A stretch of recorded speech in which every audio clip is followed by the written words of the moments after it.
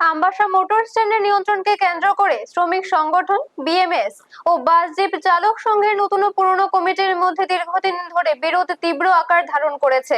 অভিযোগ উঠেছে, জেলার সম্পাদক দীপক গোস্বামী একনায়কতন্ত্র চালিয়ে বহিরাগত লোক নিয়ে স্ট্যান্ড নিয়ন্ত্রণ করছেন এবং মাসের পর মাস গাড়ি বসিয়ে রেখে চালকদের হয়রানি করছেন। এসবের প্রতিবাদে এবং বর্তমান কমিটিকে অবৈধ দাবি করে বুধবার সকাল থেকে চালকরা স্ট্যান্ডে ধর্নায় বসেন ও দলীয় অফিসে তালা ঝুলিয়ে দেন। ঘটনার খবর পেয়ে আমবাসা মহকুমা পুলিশ আধিকারিক নিরূপণ দত্ত ও থানার ওসির নেতৃত্বে পুলিশ ও টিএসআর বাহিনী ঘটনাস্থলে গিয়ে পরিস্থিতি নিয়ন্ত্রণে আনে।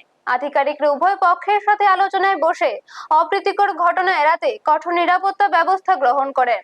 অন্যদিকে জেলা কমিটির সম্পাদক নারায়ণ দেবনাথ সমস্ত অভিযোগ অস্বীকার করে জানান, বর্তমান কমিটি রাজ্য বিজেপির অনুমোদিত এবং বৈধ কাগজপত্র তাদের কাছে রয়েছে। দুই গোষ্ঠীর টানাপোড়েনের কারণে সাধারণ যাত্রী ও সাধারণ চালকরা চরম দুর্ভোগের শিকার হচ্ছেন। ব্যুরো রিপোর্ট, নিউজ তৎকাল 24। সেটা হচ্ছে আমিও একটু আগে শুনছি, শোনার পরে আমরা আইলাম।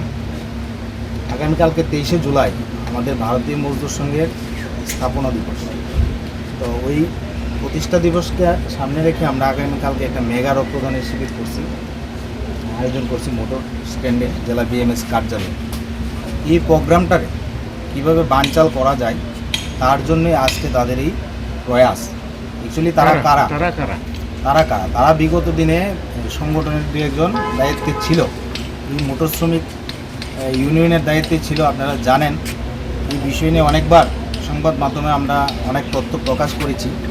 শ্রমিকদের টাকা পয়সার কিছু এখানে নয়ছয় পড়েছে, তাদের নেতৃত্বে আজকের এই ঘটনা। এবং গত 25 তারিখ আমাদের অফিস বাহ্যিক চালক সংঘের অফিসে সন্তোষ দে, উত্তম রায় এবং উত্তম রায়ের ভাই সুশান্ত পাল, বিকাশ দাস, অরবিন্দ দেব, ওনাদের নেতৃত্বে আমাদের বাহ্যিক চালক সংঘের অফিসে ঢুকে আমাদের দীপক গোস্বামী এবং আমাদের যারা কার্যকর্তা আসলো ওনাদের উপরে আক্রমণ চালাইছে। তো এর প্রতিবাদে আমরা একটা এফআইআর করছি। ওই এফআইআরটা করার পরে হয়তো পুলিশ তাদেরকে মনে খুঁজতেছে, যার জন্য আজকে তারা বাইরের থেকে কিছু শ্রমিকদের নিয়ে এসে এখানে এই উশৃঙ্খল পরিবেশ তৈরি করছে। মূল লক্ষ্য হয়েছে আমাদের প্রতিষ্ঠা দিবসটাকে কীভাবে বানচাল করা যায়।